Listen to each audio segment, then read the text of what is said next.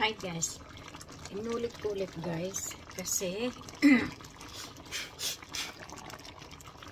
guys, inulit ko ulit. Ito na asado to guys, hindi sa kaldereta ha. Itlog, saka baka, pepper. Wala siyang gata guys, kaya asado lang.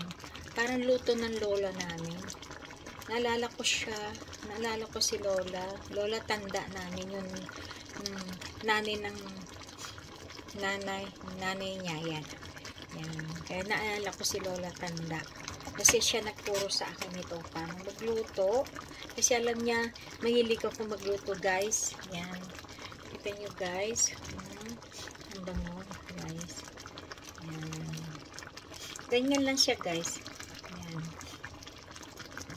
Okay guys, thank you so much sa lahat ng mga nanonood.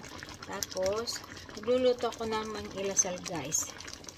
Ito pa guys, oh. Yan oh. Mang-ilasal na chicken. Ito guys, yan oh. Meron siyang lemongrass.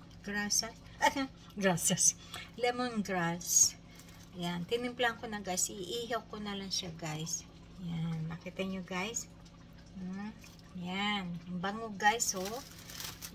Ang bango talaga ng lemongrass. Iihaw ko to guys. Ihaw. Mamaya guys, papakita ko sa inyo paano mag-ihaw. Sige, thank you so much guys sa lahat mga nanood. Hanggang may makikita pa sa akin ka na. Thank you so much. God bless you.